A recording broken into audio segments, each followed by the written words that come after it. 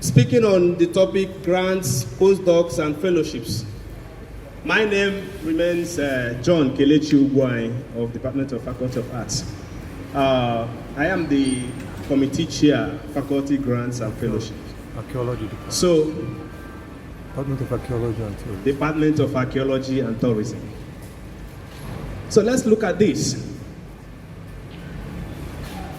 How to begin. You know, you've heard about how to write proposal.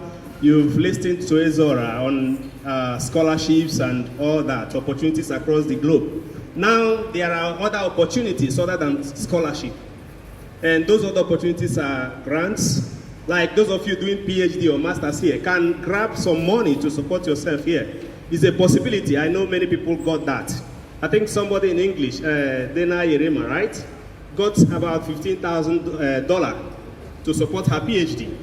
And it's because she was away, she was exposed, she had that exposure. So if you have the exposure, you'll be able to trap this money. There's a lot of money there in the air, but you only need to know how to trap that money. And how do you begin? You begin by, first of all, developing love and passion for research. Because if you don't do that, all these stories is about research. It's not about business up there in the market. It's not about how many students that you've passed or you failed. It's not about how many of your friends that you've gone out to drink today or how many bottles of drinks you've consumed today. It's about research. And if you don't like research, no matter how you do it, just forget it. You can't try. So you must have that passion. You must develop that love for research. And that's the only way you can identify a gap in knowledge, like the last speaker referred to statement of problem. So, and what's the next? Oh, why is it this way?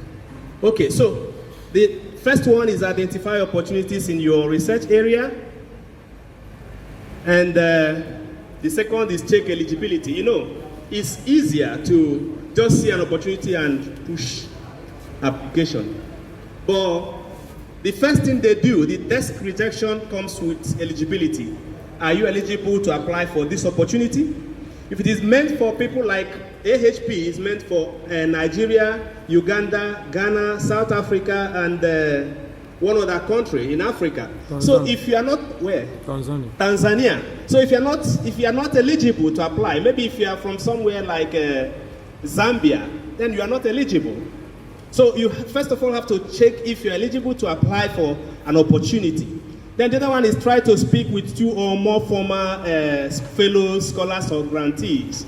This is important. Even if you don't know any, you can look for people online, email them, and have a conversation. In Faculty of Arts, I'm aware, I will get to that. I think we have a lot of AHP fellows, but we have only one Humboldtian. And that Humboldt is the biggest money, one of the biggest fellowships in the world, in Germany. I'll get to that. So then the next one, what is wrong? Be time conscious. Work around deadlines. You know, like Chief mentioned, you are seeing an opportunity and the deadline is next week. You don't have a proposal, you don't have anything. You start beating everything, you just cook up something and push out. My dear, it's not done that way. You must take time to prepare your proposal. I can remember when in 2011, 2012, I was living somewhere in Fulton Avenue in front of primary school with a colleague who just returned from the UK, Kingsley Ogwai. We were living in the same room. And I can remember the way we tried doing it. So we will see an opportunity and it's like 3 months, 5 months, I will say, there is time. And we will go about doing our businesses and maybe today is the deadline and we'll run out to the cashier in front of the primary school. Kingsley will be creating reference email so that we can generate email for our referees. Then I'll be doing all that, and maybe before we finish is already deadline and we'll go to sleep. It's not done that way. That's not it. You can't get it through that means. Do it for 20 years. I will assure you won't get anything. So then what else? Gather materials around these opportunities. I can remember sometimes, during those times, I will be there in the UK and I will be searching for opportunities for people, and some others Some others here, my friends, Kingsley, Kevin, Basil, and all those of them, they will be, once you get something and send to them, the first thing they will ask you is, do they have ehoro? Do you know what is ehoro? Can anybody tell me what is ehoro here? Ehoro, bullet. Ngbo. Bullet. So, and what is the concept of ehoro for us? If there is an opportunity, if you can get admission into a university, but they don't have funding, then it's like buying a gun without bullet. So the funding is the bullet, that's the ehoro. So we'll always look for that ehoro. So that's looking for information. And you look around and you begin to check how many persons in different departments and different areas can host you, because we'll come to hosting. As they host you for scholarship, PhDs, masters, you also need a host for many funding to be able to go for like postdoctoral, for like fellowships. You need a host, you need to contact somebody. So you need to sit down and search the internet. Look out for possible hosts, people in your area of research who can align with what you're doing and be happy to have you. Like 2 days ago, I contacted Professor Raymond Silberman in University of Michigan. And I was contacting him for the University of Michigan Society of Fellows for Postdoctoral. I wrote him personal message. I was already applying, but I needed somebody that can speak on my behalf if the committee are sitting. So I needed somebody that that will have that passion about what I'm doing to say something. And he replied and said, I love your proposal, I like what you're doing, but unfortunately, I've retired from Michigan. And he said, okay, why don't you contact Professor somebody Patterson? I said, okay, that's fine. So just last night, I was composing an email for that professor. So now you have to look for information. Then the next thing is read extensively. Remember to write as you read. If you fail to read, it's like you are making a joke of the whole thing. Because before you can develop a proposal, like Chidi explained, you have to be in control of that area of study. Because if you are using a dated resource, maybe something 2005, 2000, 2009, we are in 2021, my dear. And you need to know publications, resources that are available in that specific area of research within a recent time. The implication is that if you fail to do that, people,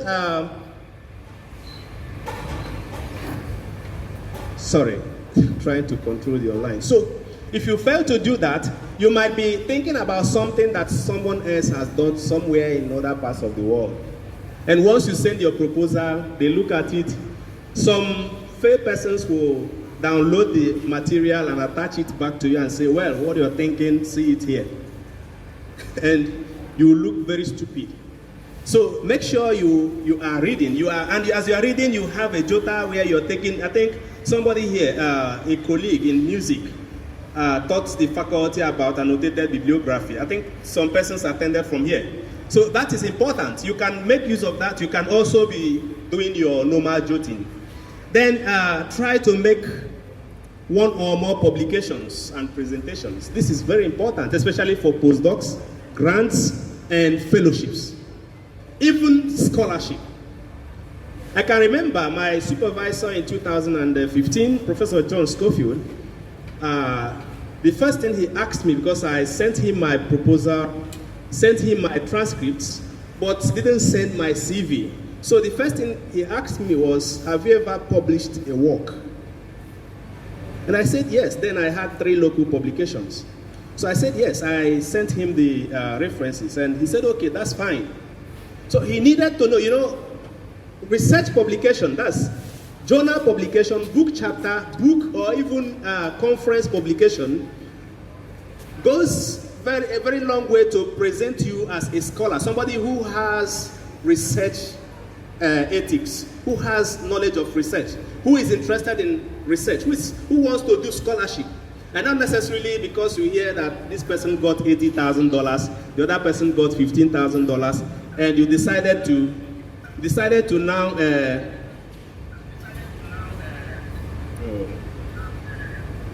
So you decided to now do your own because you saw somebody got money, so you just want to get money. So prepare yourself. I can remember.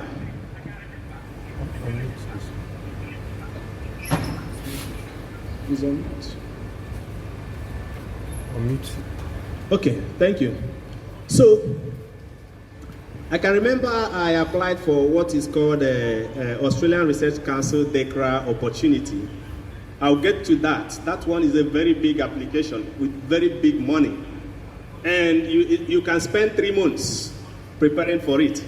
So, and after my host, the department, the university vice chancellor, and everybody have gone through my application, they now contracted a specialist to review my document before I will apply to Australian Research Council, which is a national funding body. And after that external body, after reviewing, they told me that I need to develop my academic profile for that. What does that mean? I need more publication.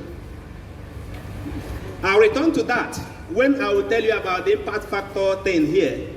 There, you mentioned the journals and mentioned the impact rate and mentioned how many citations you've had and all that. We'll get to that. So that when we make this politics of impact factor, just concentrate and be doing what you can do. Don't follow what people are saying. Even though we need to review that, because those of them in sciences, we are being shortchanged in humanities, social sciences, and arts.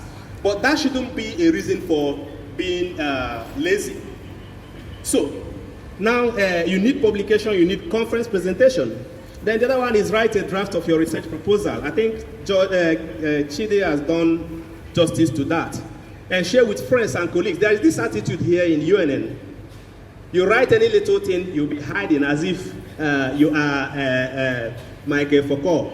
You know, just small piece of thing that might not make any sense to somebody. You are hiding it. What are you hiding? What do you know? People out there are well knowledgeable. They are well exposed. They know more than you know. You don't know anything, and you are hiding. What are you hiding? I can remember the first proposal I wrote, I shared with this young man, I shared with Shade, I shared with about 10 persons. Feel free. Scholarship is an open-minded thing. You don't hide. You don't become conservative about it. If you are conservative, it will be difficult to get anything. If you are open, then you will see how things will be coming.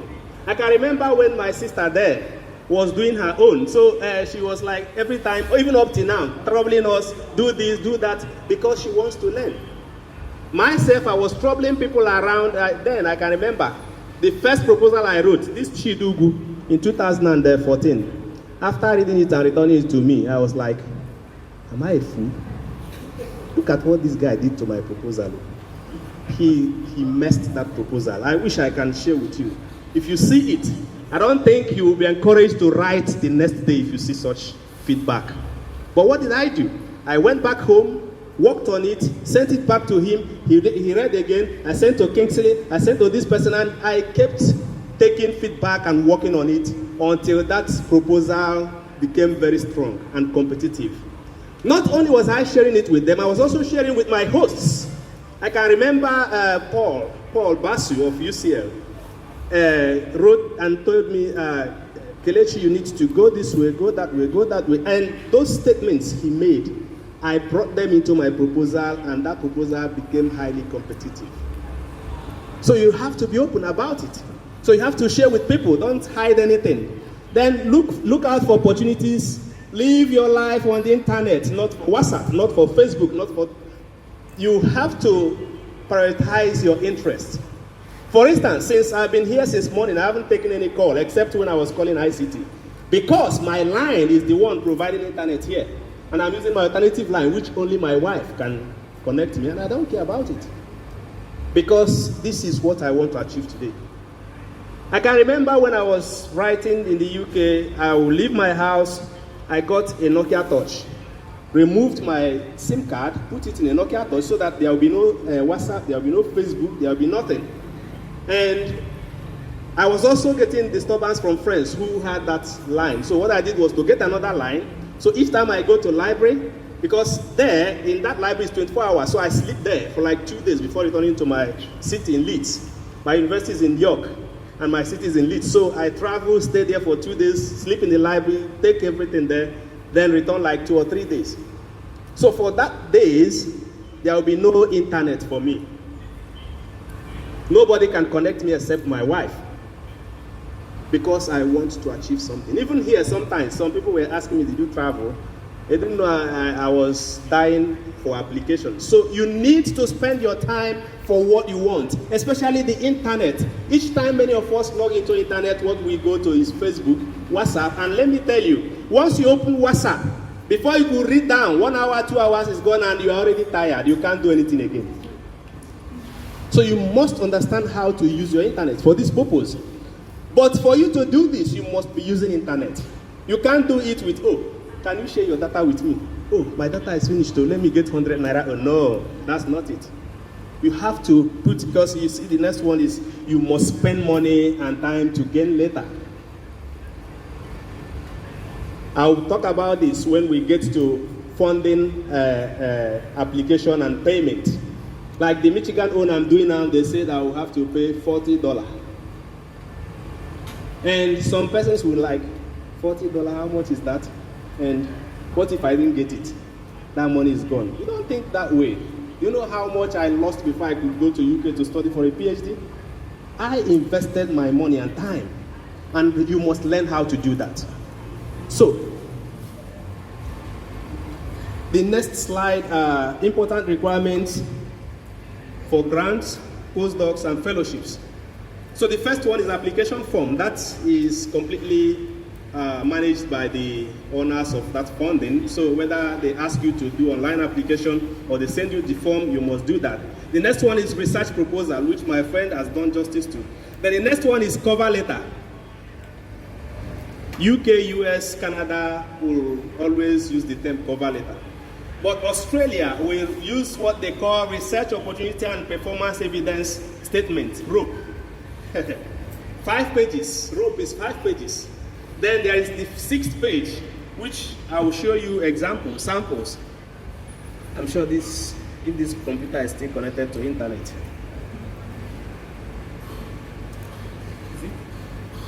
Yeah, I'm not sure, but I think I connected it. It's still connected, right?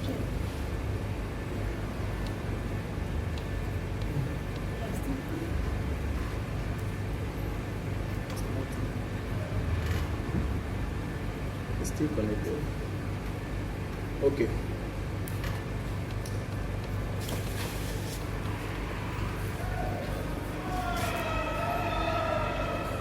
Sorry, I would have loved to share some things about personal cover letter. You know, each time we talk about cover letter or we talk about writing essay, there are requirements there. And you don't need to, it's just a page. Cover letter is usually a page. What you do there is to introduce yourself. First of all is to say how you got to know about the opportunity. The next is to introduce yourself, your research area, and what you are doing. If you need to submit a proposal, you need to talk about it. But if you don't need to submit a proposal, maybe it's an already established project that they are just looking for somebody to be part of the project, then you need to talk about how your interest, research interest, and experience align with what they are asking for. Then the next paragraph, you will now look at the relationship between what you do, what you've done in the past, and what they have proposed to do, and how you think what you are going to do, what you are going to bring to the project will enhance the project and make them achieve what they want to achieve. Then the last will always ask that question: what is the mutual benefit in this project? How are we going to gain, and how are you going to gain? What are we giving you, and what are you bringing on board? Then the last will be, it's either you are appreciating them and hoping that they select you, or you request for an opportunity to be interviewed. Then you close. Remember to sign it. Don't leave it open. That's why you need to have your signature on electronic format. Then the ROPE own is quite complicated.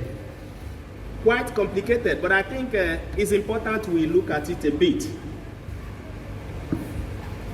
The internet is not helping, but I think I can get it here.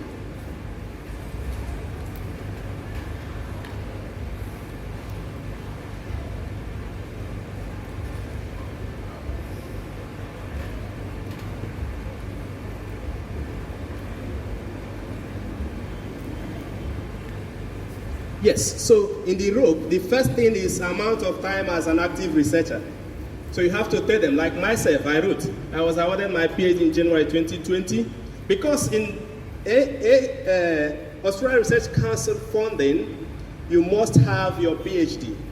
There are other fundings for PhD students, like this particular one, as a postdoctoral fellow, I have opportunity of having a PhD student under my project. So that proposal was a complex one, so I had to develop it in such a way that I had an opening to employ a PhD student on my project. And the plan was that I was going to research in Nigeria, and I was going to also research with my PhD student in South Africa. So it's a very big funding, I think about $500,000 Australian.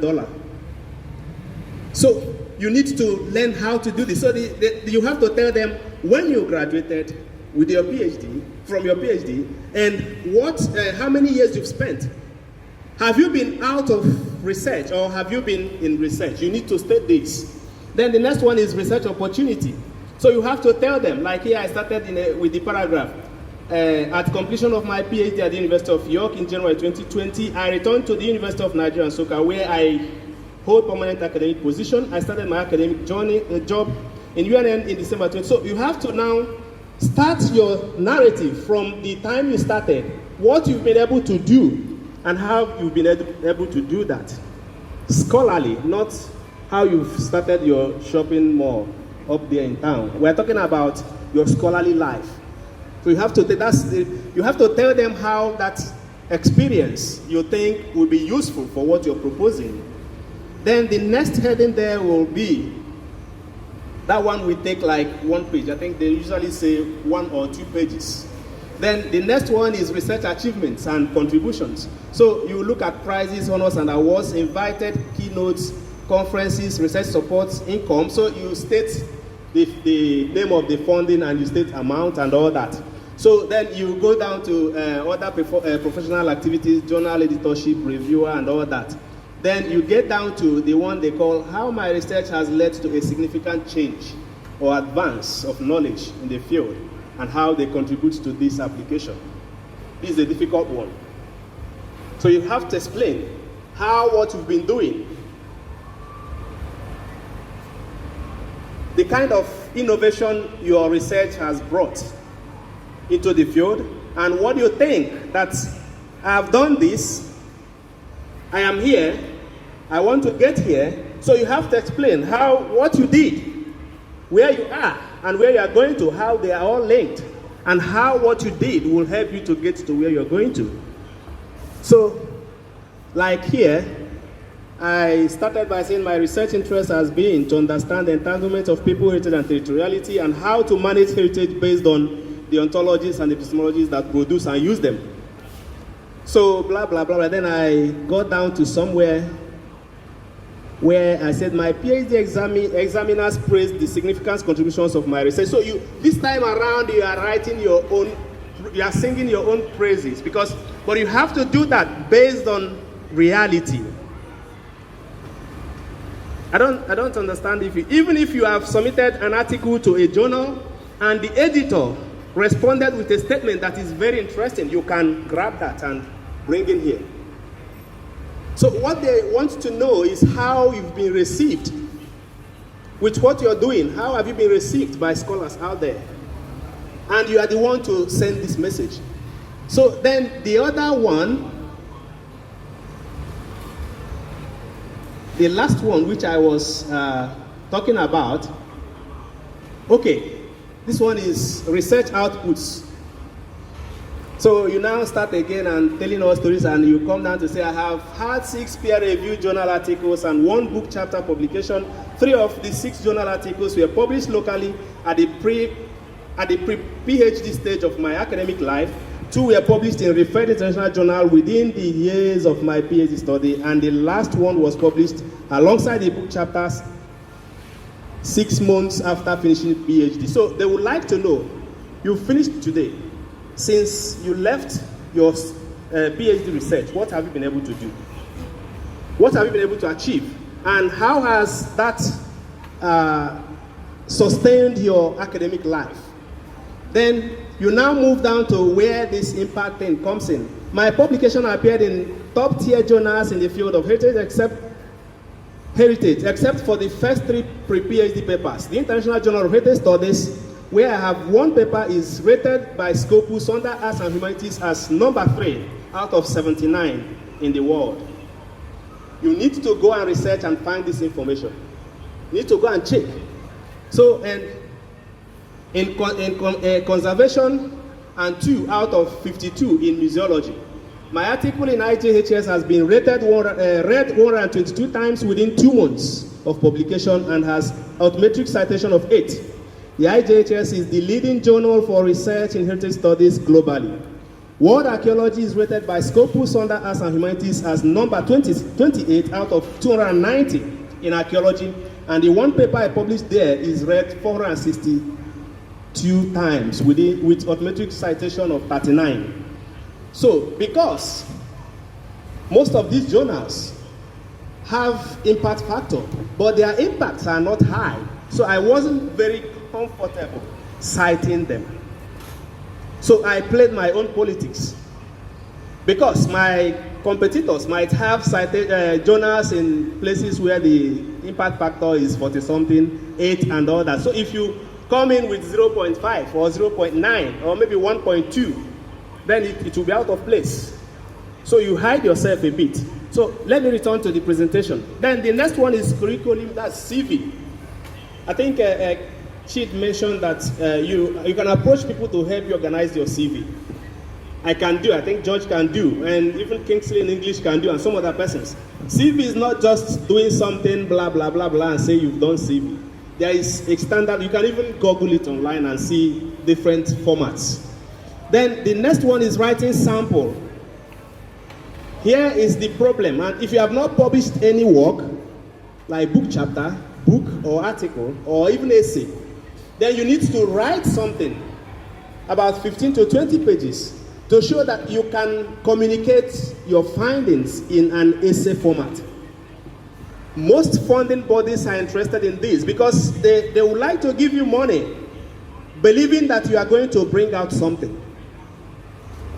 And when you find something, how will you communicate it? So they would like to know if you have the capacities to communicate what you found. And that is why they would like to see a sample of your essay. Sometimes you can take this from a chapter of your thesis, or even undergraduate master's dissertation, or even undergraduate project if you think is a strong one.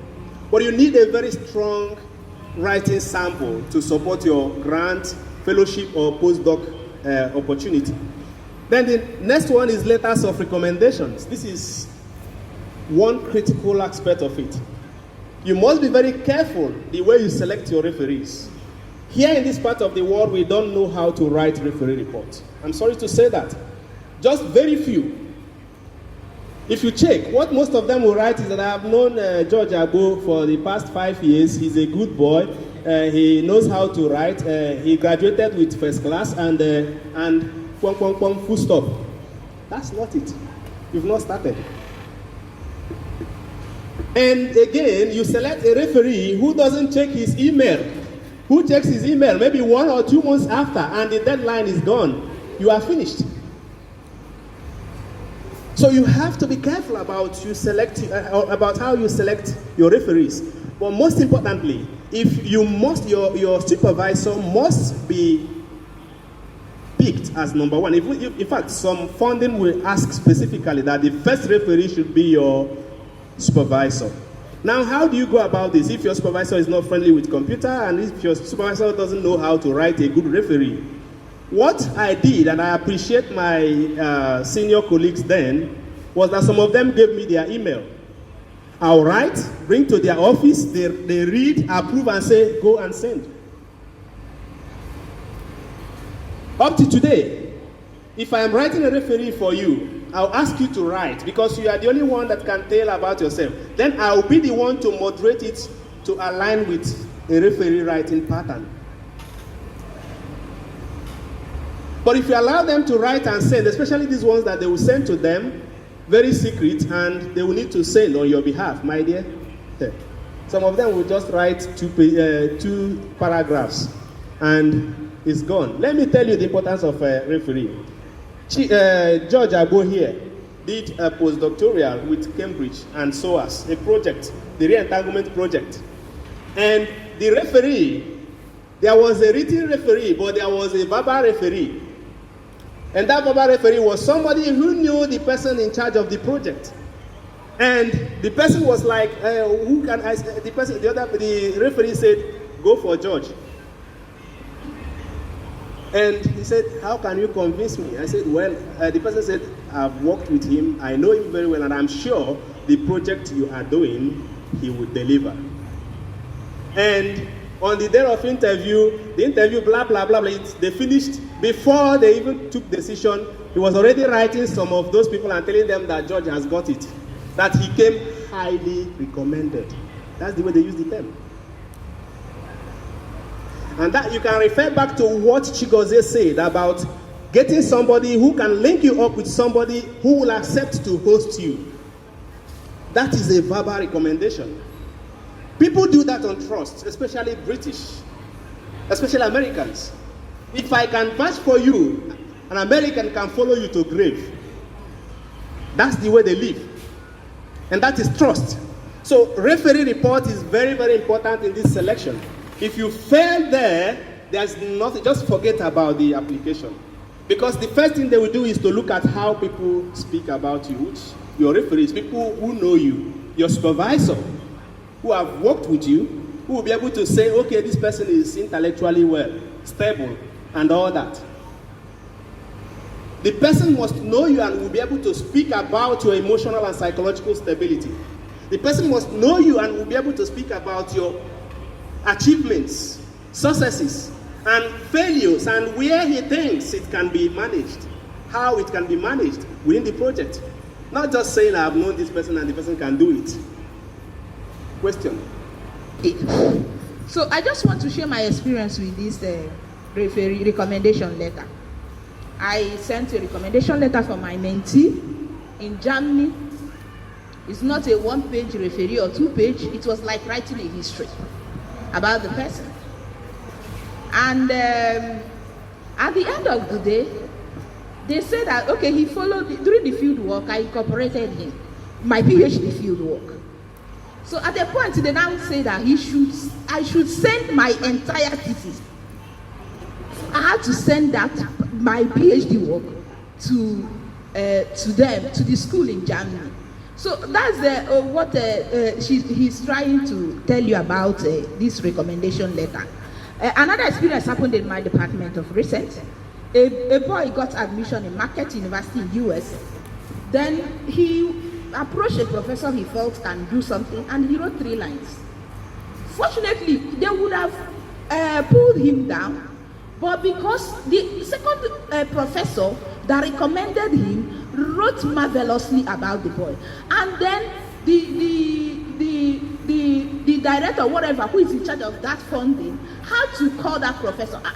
Why will this thing be a 3-line referee letter? I've known this person for so days. They made a first class, and that's all. Then the professor had to vouch that the guy actually is good before they could give him that admission. So recommendation letter is 60% part of it. Thank you. For some, not all. Thank you. I think for majority, I would say for majority, especially if you are going to Europe, America, and all these places, even Australia. I can remember the ROPE, that's the American Research Council funding I applied for. I didn't know about it. It was my supervisor who wrote me and said, Samira Pocock, who is in the University of Western Sydney, wants somebody from Africa to work with, and I think you can do this. And I said, okay, fine, connect us. And he wrote and connected, and we started talking. That is one of the highest recommendations. Like I can remember somebody in this university, this faculty left, he will be leaving very soon, was just some kind of conversation. I was in Cambridge, I think, yeah. Just on one of the workshops, and I met this person, and that person was my content reader during my PhD, and this person wants to apply, and what I did was to write a referee and make reference to my content reader who is currently in Cambridge and who is going to be his second supervisor. And I said, I've worked with Paul Lane, and I think this young man working with Paul Lane will continue to link us back to University of Nigeria, so that we'll have that synergy between University of Nigeria and University of Cambridge. You find a way of making things happen, and you do that through your referee report. So the next one is letter of institutional support. Well, sometimes they will say your HOD, your dean, like the Fulbright own.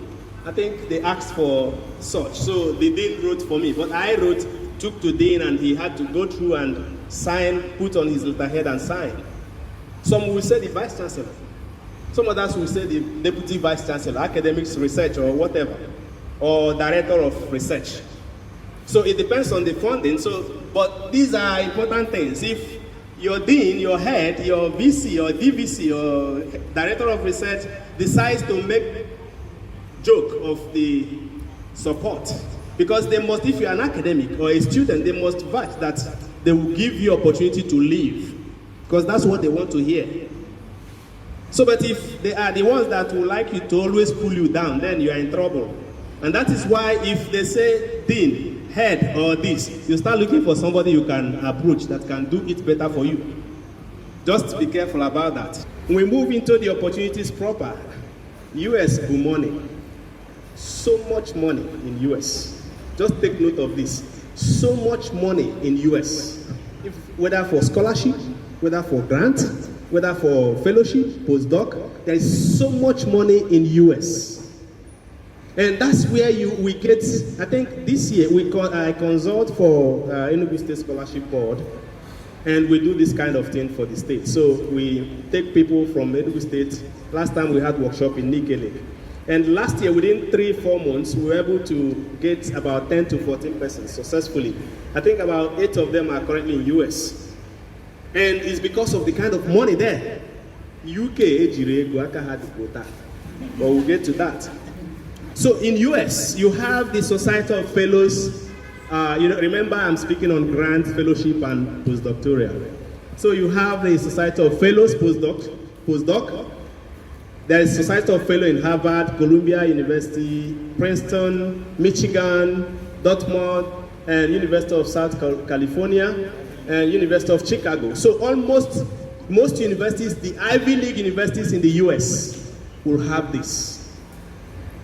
Then the other one, because we are talking about those of us in humanities and social sciences, so don't say it's for sciences. This one is specifically mostly for those of us in arts and humanities.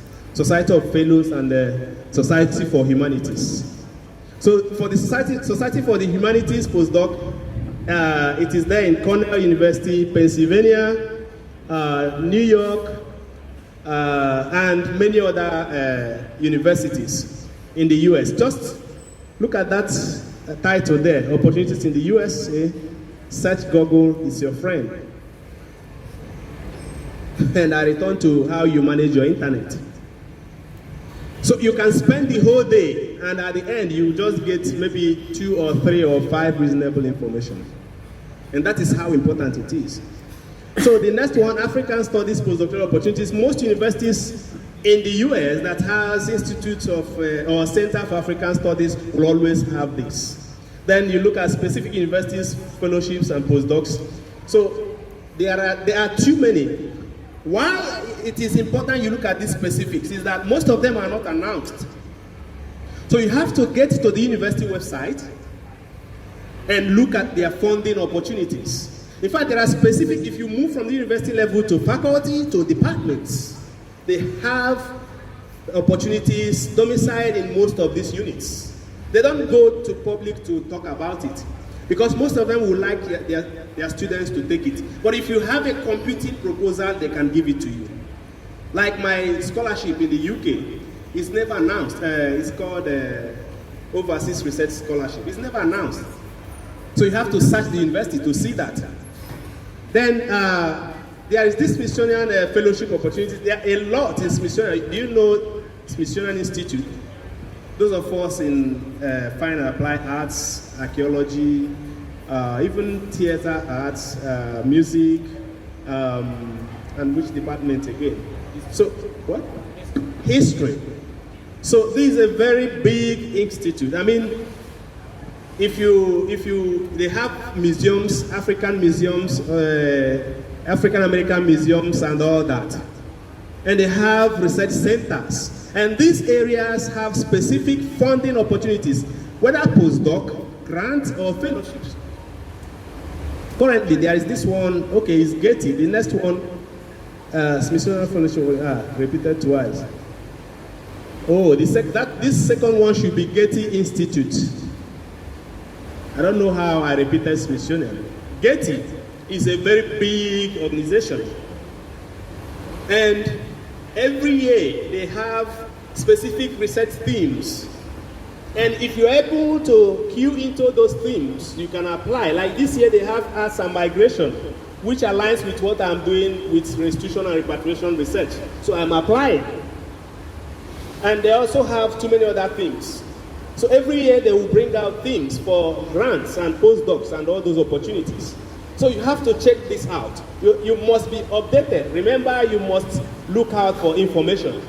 And your time is to go into these websites and search for this information. So there is this other university specific, okay, American Council of Learned Societies. You know, most of us in Faculty of Arts, we have more than 10 AHP fellows, right? Yes, we should have more than 10 now. So we have our professor here is one, and we have the woman in, is it Mascom? Or is it Ohaja, right? Ohaja is a fellow. Then Ikwemes is one too. And no, in Faculty of Arts. So, and the 1, 2, 3 of us, I think last year we had 4 in Faculty of Arts, 2 in history, 2 in archaeology. This year we have 3, 1 in archaeology, 2 in fine and applied arts. So we have more than 10. So, and that is just AHP, African Humanities Program. But this American Council of Learned Societies has a lot of opportunities, even grants for PhD students, master students, and all that. So you have to check it out. American Council of Learned Societies, they have a lot of funding, grants, fellowships that you can queue into. Just look at eligibility and you'll be able to queue into it. Then the Harvard Radcliffe Institute and the Harvard Academy for International and Area Studies, grants and fellowships. There was this funny scenario last year about Chidugu with this application. He applied for Harvard Radcliffe Institute and applied for Harvard Academy for International and Area Studies. And during the interview for the Harvard Academy for International and Area Studies, somebody who is now heading another institute in Harvard was in that team, and after the interview they wrote him and said, we couldn't give you. And that director now wrote Chid privately and said, I like your proposal and I would like to host you. Can you manage $56,000? Because the other one was for $60,000. And Chid said, manage 56,000, 9 months. No, I'm going there.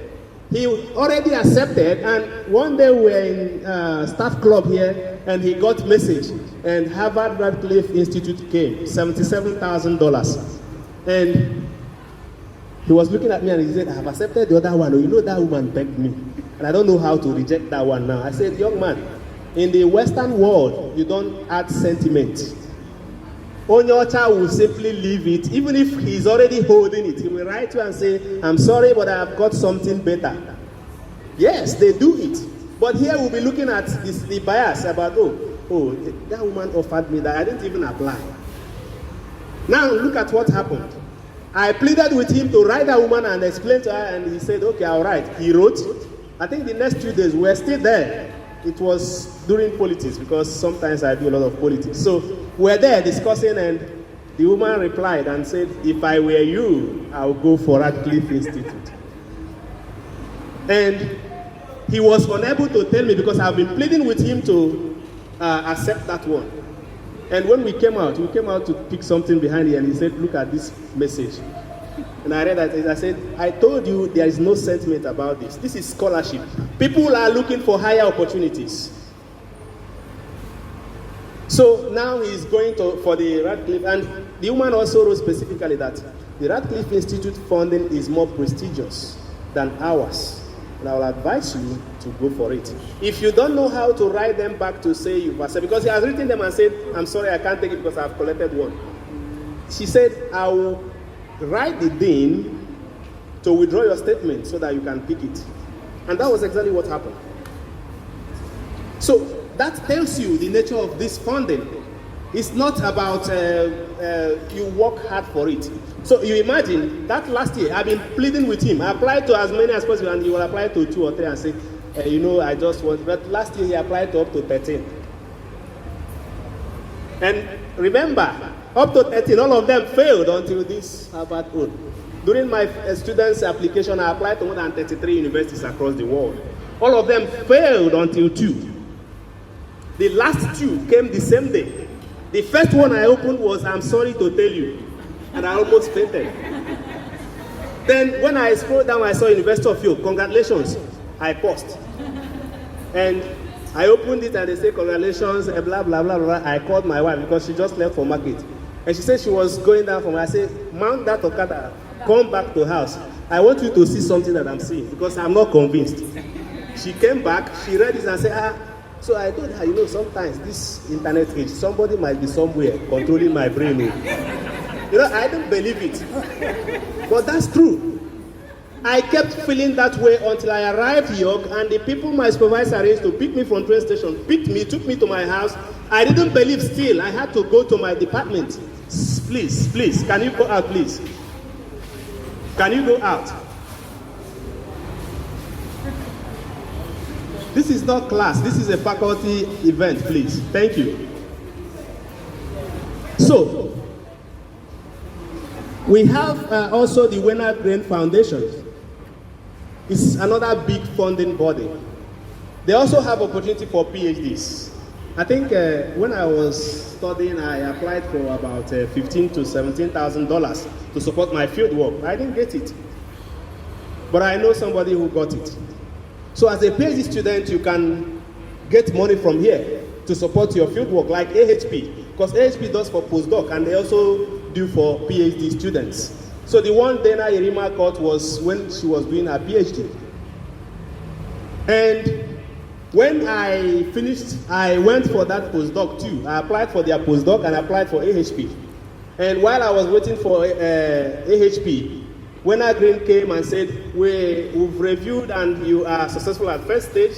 The second stage, you need to write an essay and submit back so that it will be reviewed. On the process of writing, AHP came with congratulations. I weighed the money. The other one 20,000, the other one 17,000. I said, Wenner Gren, forget this thing. Let me go for 20. I didn't write the essay again because there's no way you hold 2 fellowships. Some can say you can, but most of them you can't hold 2 concurrently. So Wenner Gren is another opportunity. Then Andrew Carnegie Mellon Postdoctoral Fellowship. We look at it. Stanford University, Berkeley, Madison, University of Wisconsin at Madison, Johns Hopkins, and so on in the US. So that's another big opportunity. Then the Fulbright grants and fellowships. Fulbright has different opportunities. There are ones specific for Nigerians. I think that's the one we applied for, yeah. There are ones specific for Nigerians. There are ones that is globally competitive. People can apply from any part of the world. So you can queue into this particular one and you'll be surprised at what you will get. Then we move to the ACAGOM people, the UK. Yes, I say they are ACAGOM because if US is giving you 20,000, they are giving you 13. Sometimes they will even give you 10. She has experience and that's why she's jumping up. So, but there are a lot of opportunities in the UK, especially within the British Academy. And that is meant for those of us in arts and humanities and social sciences. So they have postdoctoral, at postdoctoral level they have a lot. At PhD level they also have some. They also have some endowed funding that you can have access to. That runs into, like, there is one I was telling Chid will pursue in the future. Probably you'll be part of it. That one is about 300,000 pounds. And it's under the, what is it called? Global Challenge Research Fund. So, and that one is not something one person does. It's something you connect people in other, maybe 2, 3, 4, 5 universities to work on. But they have small money for whatever category of people, PhD, postdoc, and so on. Senior fellows, junior fellows, and some of them are domiciled in universities, even though they have their own page, but they have specific ones that universities have grabbed, like the big money, which universities would like to offer postdoctoral opportunity to people under British Academy. Then there is this other one, Newton International Fellowship. Well, it's good, £24,000. When you live somewhere and that money will be messed, but you can still manage it if you are a postdoctoral fellow. I know many people who have grabbed this, but I think my friend Kizito has been pleading with me. I applied for Newton. I said I'm not applying. During my PhD, I suffered in the UK. I don't want to go back to start managing money like this. So, you know, but I know a lot of people who are managing it. I have family, and that's why I'm crying. If you are going alone, this is a lot of money that can support your research and still keep you going and have something to return to. Now, I don't know if Ezora mentioned it, because he will always tell people to apply for big money so that you can bring some money home to support your people and also use majority of the money to do your research. So then the other one, again, Levenhulme. In 2019, I applied for Levenhulme. So this one, you have to get a host. Like 2019, I wrote somebody in UCL, wrote somebody in Cambridge, wrote somebody in University of East Anglia. The one in Cambridge looked at my proposal, looked at my CV and said, Kelechi, go and develop yourself. Then the one in UCL said, okay, I think we can work on this. So I scaled through the first stage, which was departmental level. Then when it got to university, I was screened out. So then, that one is a very big money. It runs into about between 38,000 to 42,000 pounds per annum. So then the other one, there are several university-based grants and fellowships and postdoctoral opportunities. Example, Leventis. I think she's a fellow of Leventis, so she'll be going to SOAS University of London by next week or 2 weeks, right? So that one, you stay for 3 months. And you'll be funded for your flight, for your accommodation, and some stipend. And there are a lot of funding like that. So that is why you need to go into a university's website to look for these specific grants and residency. They are all fellowships, but some of them are 3 months, 6 months, 12 months, some 9 months. So you have to check universities to look out for them. Then, grants, fellowships, and postdoc opportunities in specific research projects. Okay, so apart from universities and all these known fundings, there are projects. Probably people have applied to big funding like Ford Foundation, like Volkswagen. You know, we call it Volkswagen. It's not Volkswagen, it's Volkswagen. That's the pronunciation in German. So, like Volkswagen, so people can get money like maybe 300 or 500,000 euro. And when they wrote the proposal, there are opportunities for PhD students, master students, postdoctoral students. So after that, like the one I applied for in Australia, so when you've got it, you now advertise. There is this one I applied for recently. It's called the Material Migrations Project. It's all about restitution and repatriation as well. So they have got the money and they want to employ 2 PhD students from Africa, 1 postdoctoral person from Africa, 1 from Asia, and 1 PhD from Asia. So you can look out for some of these opportunities. There are websites where you can get them. I forgot to include the websites, but you can subscribe to some of the websites like the post-PhD, some opportunities.com. Like, and you can even go to British Academy and subscribe to their page so that you'll be getting a lot on opportunities in the UK. Opportunities for Africa and many of them.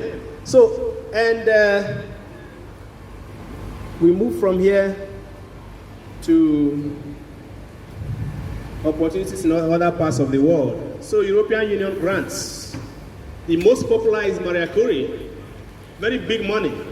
If you get that one, my dear, you will smile and your people will also smile. And you have one good thing about having a good funding is that it will give you opportunity to do your research without struggling. Like my experience with my PhD wasn't funny, so I wouldn't want to go for any funding that will take me back to that kind of life.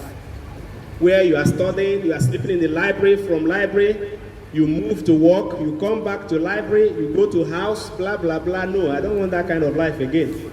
So if you get something like my friend, Ashton Sinamai from Zimbabwe, really got this and came to my university in York.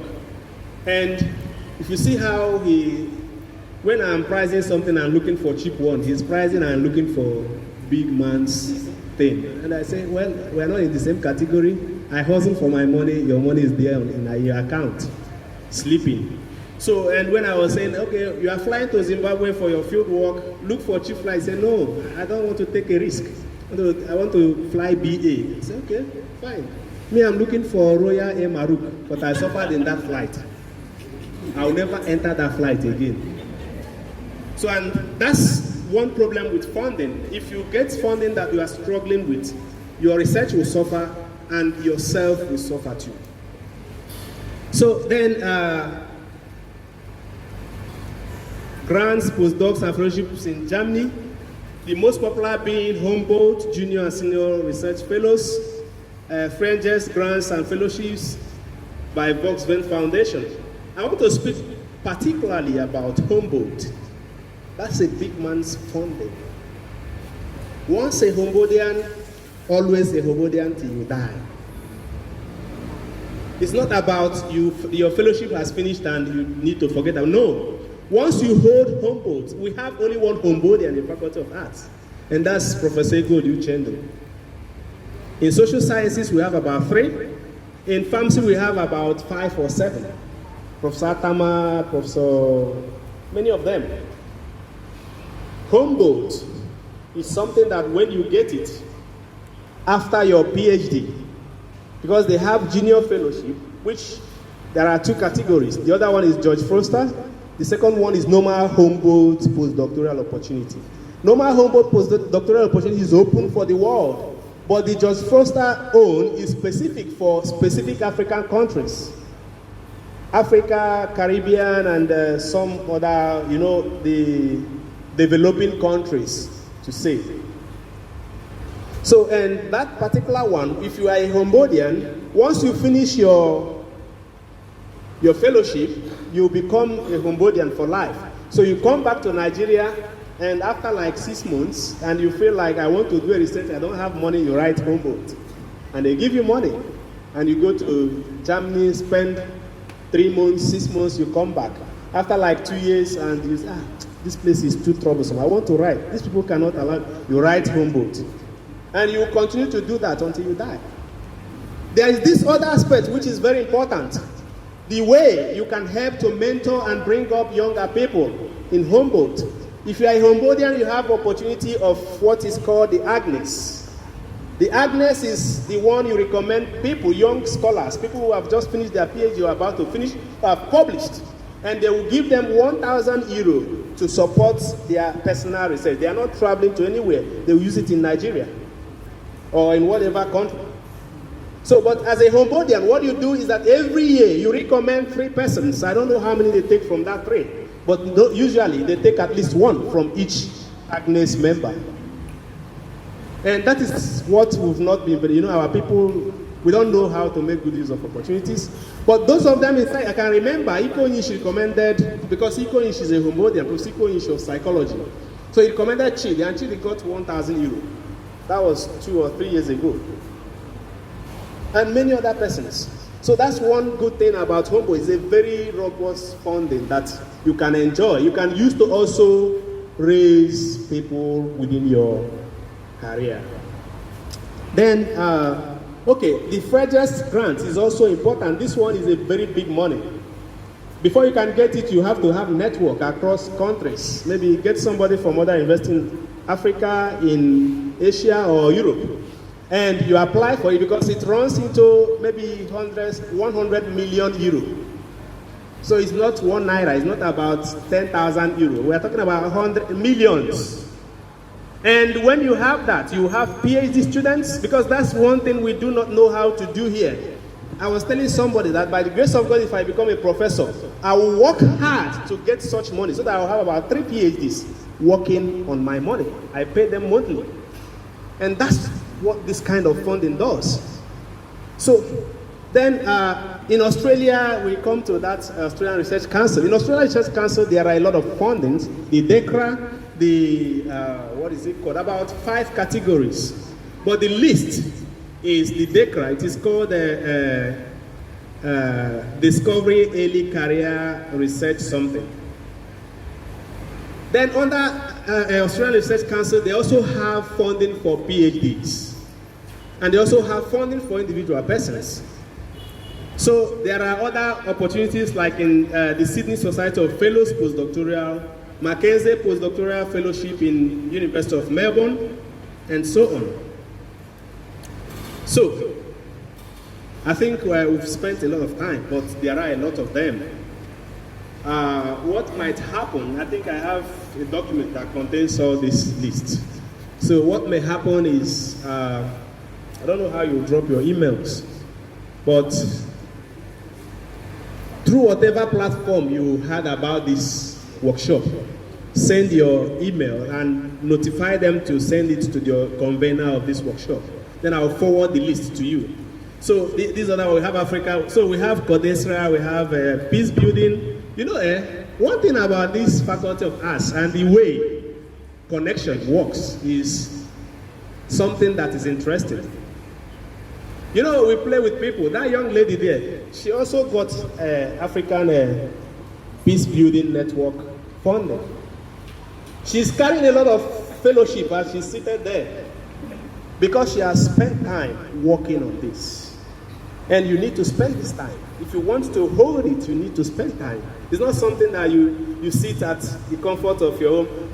Some of us, when others are drinking 5 bottles, the highest I can do to align is to take one and run away so that I will go back to my computer. Each time my mother-in-law or a friend calls my family and they say, give to my daughter, and what's your father doing? He's pressing his computer. That's the common story. Why is he you know, he's always busy with his computer. And I've made them to understand that that is where what they eat in the house comes from. So you need to respect that pressing of computer. If I stop pressing computer, this is your toys. I will not buy another one. So this money for this your toys is coming from that pressing of computer. So I want you to start pressing computer so that you can do something differently. There are a lot of fundings. There are a lot of opportunities in the world, like I used to tell them. You look out there, what do you see? Cloud. But you know, there is A out there. There's a lot of money hanging there. You need the right net to bring it down. Like you go to sea and cast your net. You know, you can catch big fish, you can catch small fish, you can catch whatever type of fish. If you throw your net on the A for this purpose, you can catch small fish. You can catch big fish. You can start with small, and you grow big. So, thank you, and I think we've done justice to this. Question? Comment or question? Where is the mic? Is the mic still there?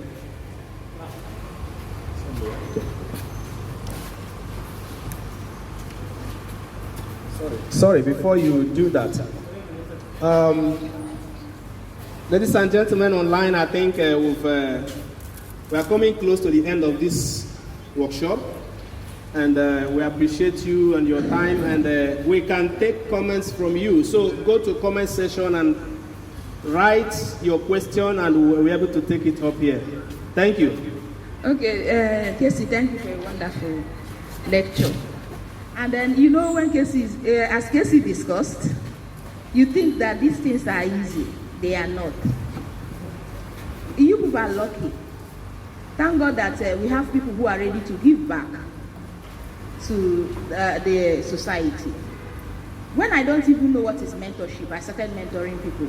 My mentees are already in US and anywhere. Before I got a PhD. Because I lacked those things, that I don't even know what was meant. The first person that sent me on the research training is a professor in social science. Professor Ikoishi mentioned it. But 2018, 2019 was the worst for me. I had several rejections. In fact, it comes on, as in 1 week, I will get like Monday, I will get a rejection, Tuesday, Wednesday, Thursday, Friday. That was how I did it until I was able to learn, train myself. During COVID-19, many of you may have relaxed. COVID-19, I wrote, in fact, I'm the first person in humanity that in faculty that may have written something on COVID-19. I wrote something on COVID-19, and if you go to the journal now, I'm sure it should be up to 40,000 reads immediately. Now, so all those things is that I trained myself. I was sick. I'm a Codesha laureate. I just got it on July. So the thing there is that I was sick and I was training. Since this lockdown, you know that method of teaching has virtually gone to online. I had several trainings. I don't miss opportunities. I look for all these. It's not about looking for them in the internet. You can join groups. We have Lagos Studies Association. The person that accepted to host me is a Yoruba man. The owner, the founder of that LSA is the person that accepted. You have the other day we two of us now, including Hirima and Nana, we are now with fellow advanced fellows in IFE. We are not the best. It's just that kind of connection you make. So now they've added her in there. They share calls like, you know, Yoruba people, they have access. So you may get rejections. Don't feel deflated. It will come. They will reject you. They will tell you, I'm sorry. The other one I applied, I never knew it's connected with Harvard. They say that we are sorry, you are one of the rising stars. But after the first screening, you made it. The second one, the third one, we decided to select based on race. So you can hear any sort of story, but when you get these rejections, forget it. That is part of the learning. Without rejection, I wouldn't have known how to methodology. I wouldn't have learned methodology and literature review. When you get these things, then you are good to go. Don't be afraid. And as Kelechi mentioned, stop hiding what you think you are researching on. I'm not interested. I don't even know how to carry my own. So I'm rejecting the Columbia Fellowship now. I'm trying to reject it because I have many fellowships. So the thing there is that those were the Columbia Fellowship. I applied in 2018. They rejected it.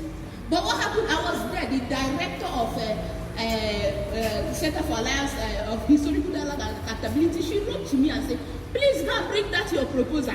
I want you to look at it and send it back again. I sent it back. They now interviewed me, and the woman is pleading with me not to reject the fellowship. I told her I can't.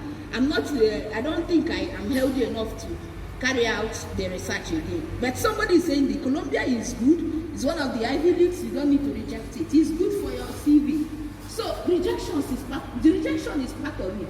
All of us, Kelechi did 36 this thing. Chid is still failing. He himself, at a point, I wanted to do a second PhD. Then they are the ones that called me, Chidu, did he travel abroad? I said no. Awesome, then why do you need a second PhD? So that's it can frustrate you, but don't give up. We all pass through it. It's part of learning. Take whatever they can give you and build on it. And today you will start smiling. I'm still failing you. I've not stopped failing. The day I got APL, this Alonso rejected me. So I got her 2 emails at the same time. So the thing is that I'm encouraging you not to give up. Rejection is part of the game. Thank you. Thank you. So any other question or comment? Yeah. Okay. Thank Yeah. you very much. Mine is a commendation and as well as an issue for further, maybe kind of further consideration. Thank you very much, the organizers. Most importantly, those of you that carried out this exercise. We cannot be grateful enough to any one of you, especially those of you that had your presentations, because this is not easy to come by in our university, especially our Faculty of Arts. There are certain things that we heard here today that very novel. We've never heard things like that, especially the Humboldt. All of us are here. We all want to be beneficiaries of good things, you know, and that is how life continues. But there is a particular issue very pertinent to me that is mentioned here, the issue of recommendation letter. Why I take time to congratulate all of you that worked here today is because you embarked on a very serious journey. You embarked on a very hectic task, and God will replenish every one of you. But I will suggest that next time we are going to have this, please, you have to find a way of getting our seniors involved. If you stand here to tell me that what we struggle to get has something to do with 60% of recommendation letters, because a good number of us here are PhD students, master students being supervised by our elders in the faculty, who I cannot find even 5% of them here present. And after which we go back to them to ask them for what I call promotion letter. Because even in the market and all those things, we hear about people promoting, you know, who is promoting you and something of that nature. We need these letters for promotion. I have as well got a kind of recommendation letter from a very serious colleague, senior colleague of mine, that is not up to a page, something of that nature. I was asked to write the letter, as a matter of fact. I was called to apply for a certain grant, and I did. And then I was asked to go and get the recommendation letter, and I did. A professor in the US wrote me a recommendation letter who has not seen me before. And I liked that letter because I didn't even know what it means to write a recommendation letter. That was during my doctoral research.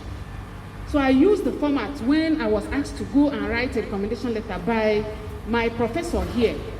I said, okay, so I used the same format of the one given to me from US and wrote a letter. And with my system, I went to my professor and said, hey, Prof, I've done that. He said, just take a look at it. He said, who is writing all these things? You are very intelligent, nonsense. And then he was canceling a lot of things, changing a lot of things, you know, in that cynical manner. We are laughing about it. After he had worked, edited this letter, the letter came back to something almost less than a page. And I said, thank you. If this is what you want to do, thank you, I'm very grateful. I carried it away again.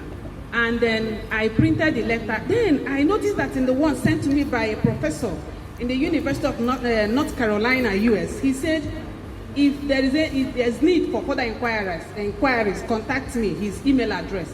Then I said I didn't put it. Then I added the email address in that same order and printed the letter. I returned to my professor for him to sign.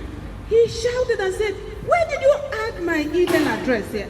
I said, it's what is, he said, contact what? What further inquiry? What do you mean? You sell out people there, there's scammers everywhere. And I said, okay, sorry, let me go back and edit it and print another one. Please, sorry, Prof. He said, what nonsense? I don't like this. I would have done that myself. I said, but it's even in the one given to me by an elderly professor. He said, that is not his business. That is not our business. I apologized. And then he managed to sign the letter. I went back, scanned, and sent. Eventually, we are used to those things. The application did not go through. So when, as people, it looks like a threat to some of us that have our mentors around here with this kind of understanding. Where do we get these letters we're talking about? You mentioned 60%. Where do we get these letters we're talking about? Somebody had to write a recommendation letter of 3 lines. Do you know what is 3 lines?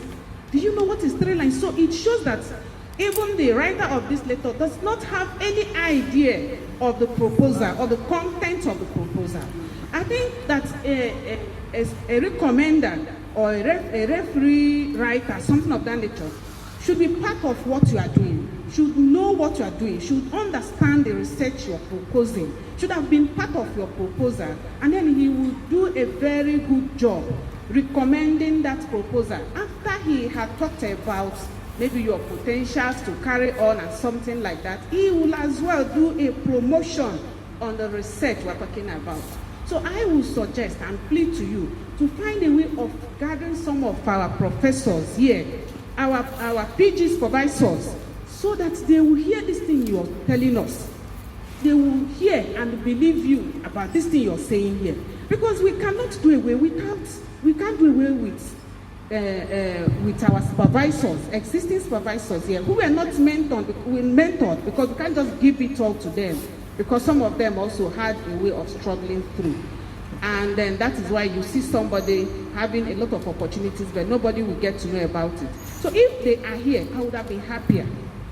Thank you very much. Okay, thank you. Sorry, can we appreciate Sister, even though she has gone, for saving us from this trouble today? Thank you very much. So, Sister, well, you hear that from the spirituality or the spiritual world. So, yes, I'm coming to this. Let me respond. I will take all questions. In fact, I am open to take all questions.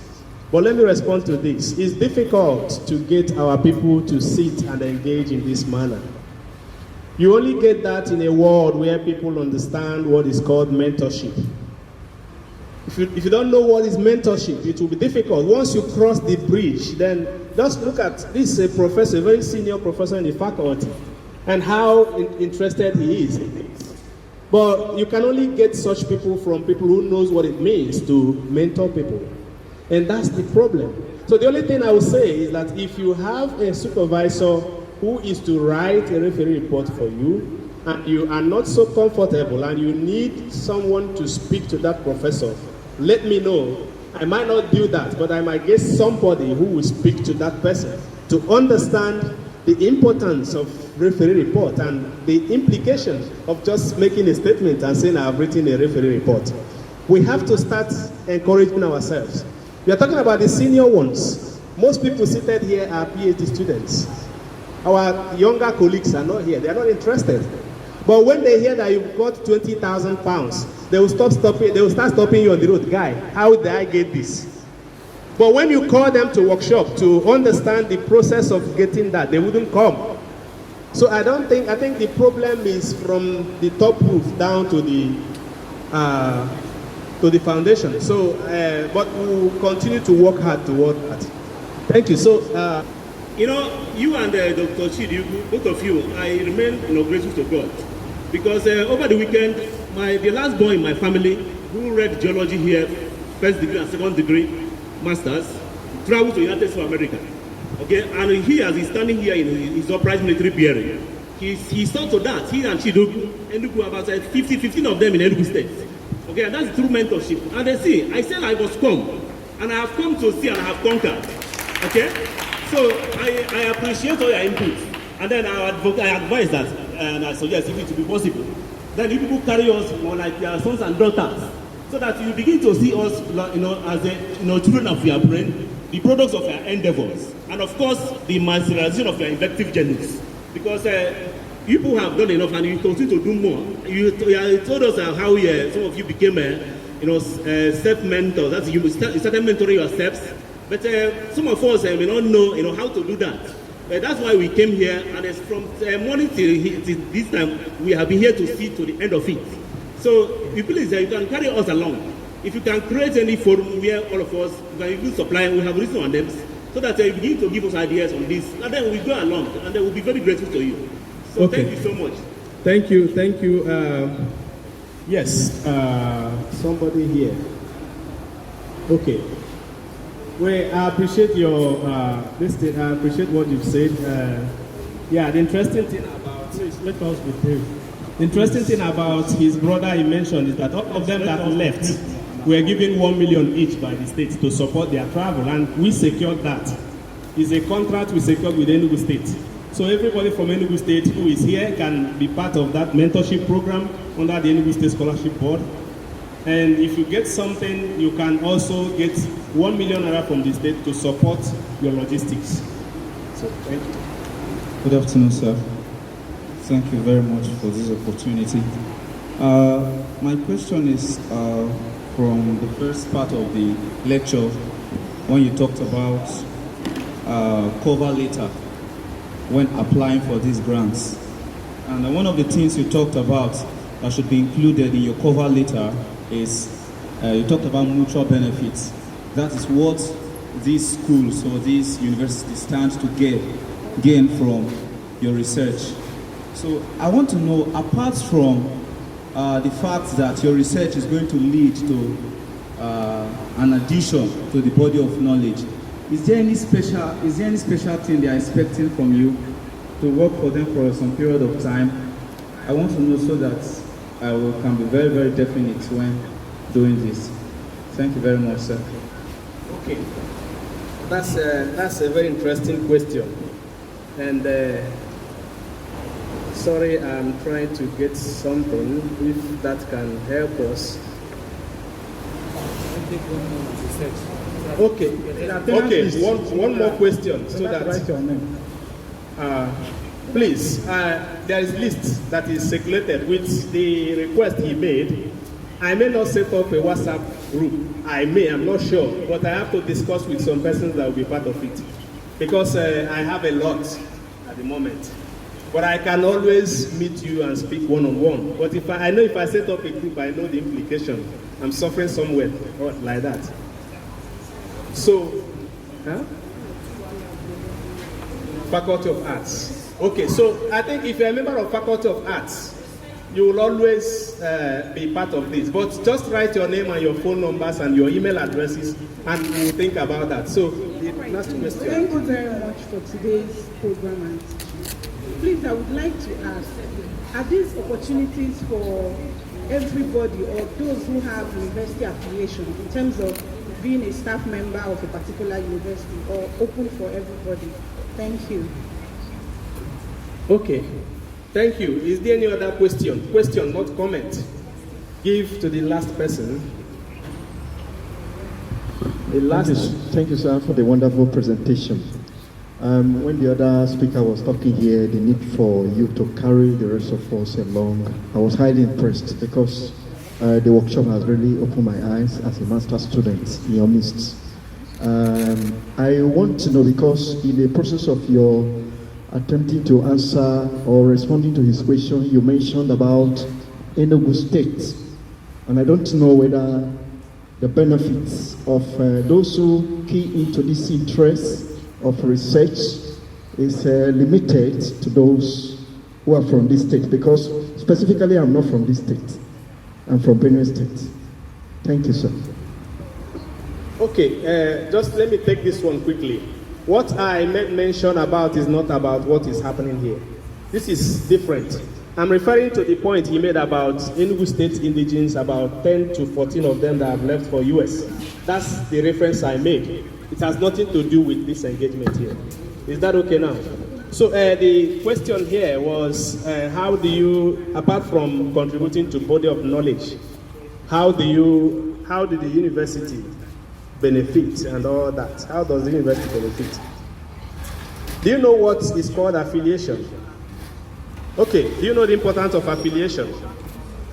That you are making research, making findings, and you are publishing, and you are bearing a name. Like when I was in the UK, they told me that please always use our university.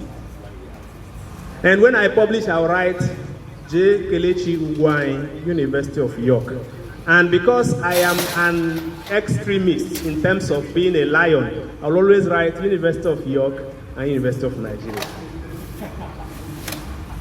What is the importance? If you know this rating, the webometric ratings, the appearances of the university and all that, that is where it comes from.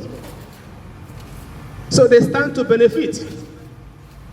Then again, research collaboration. For instance, like, let me read this. While working on Reconnecting Objects project, I propose to work partly on traversing communities, object people connections, and the unspoken sides of restitution. Proposal attached. I plan to examine the implications of the transcultural and trans-territorial life of African objects in Pitt Rivers Museum in Oxford on colonial and post-colonial intercultural relationships and the possible consequence of repatriation on cross-border cultural capital and cultural resilience in the present.